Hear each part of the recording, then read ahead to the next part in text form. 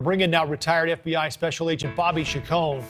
Bobby, we've talked a lot about this call being sort of chilling and frightening all at once. I don't know what to make of most of this because, as we know, this man has mental health issues. But let me just first get your reaction to this phone call. Why would he make that call?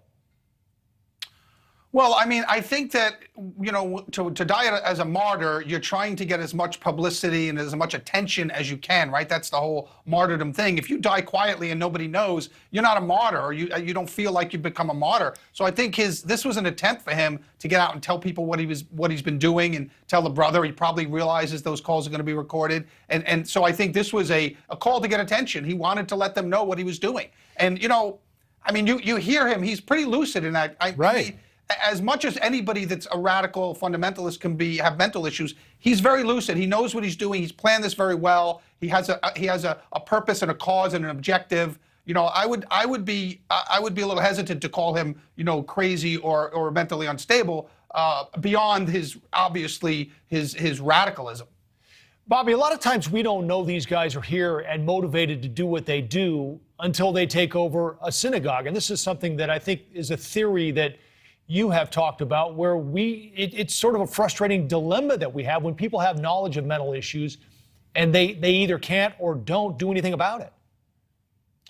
Yeah, Joe, you and I have talked about this before. It's not only these terrorism incidents, it's these school shootings and things like that, where family members know that their loved one or their relative has these mental issues, and there's no mechanism for them to get help other than if they're an adult, they have to commit themselves. And it's very difficult in our system to get somebody committed with mental health issues. I mean, I don't think there's a real good structure there to provide mothers of sons who are like this, or family members or brothers, to get the people the help they need, specifically when they're going to resist that help. And that's the crux of the issue. Why do we let this fall to a law enforcement issue at the end, when the system should be set up to interdict these types of people? Now, I know these are difficult conversations to have. Do we take someone's liberty away before they commit a crime because we think they may commit an act of violence?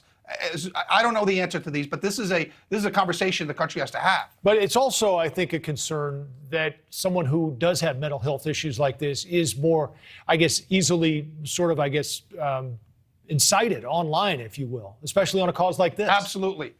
Absolutely. These people are vulnerable. They're very amenable to being radicalized online, and you can hear it in his voice. He had no connection to this woman who he was trying to get out of jail, who's demanding, and he knew it probably would never work. And then even in one of the calls, he says, I don't care about that anymore. That was just a symbolic gesture that he threw out. So I think this was more of he got himself worked up online. This is a 44-year-old guy. I mean, he just didn't, if he was going to be this way, he would have been this way his whole life. I think recently, whatever was happening in his life opened him up to, maybe online radicalization or maybe local radicalization in person there. I don't know how that happened, but he certainly got himself to the point where he was willing to die for something that, he didn't even carry out the attack that he had started and planned. What do you make of the FBI, Bobby, walking back the claim, initially anyway, that the attack was not specifically related to the Jewish community? Well, I talked to some people that I know the SAC that made that statement, the special agent in charge down there.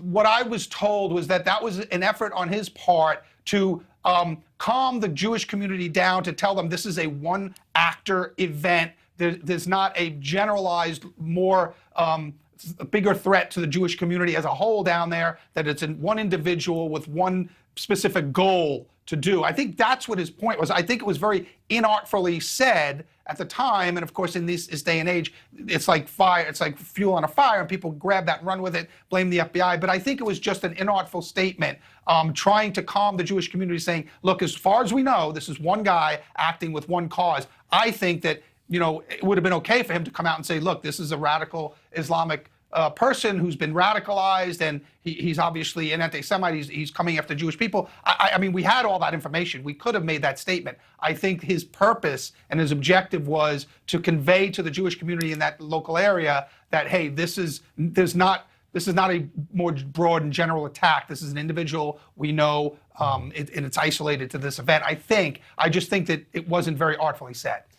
Bobby, for our viewers here, we wanted to let them know that you are a consultant and a producer on a new 6-part documentary series called Indivisible: Healing Hate. exploring the January 6th riot at the U.S. Capitol and the deep divisions in our country. It's currently airing on Paramount Plus. Bobby, it's always good to see you, and it's always great to have your voice as well. Take care, my friend. Thank you, Joe. A dead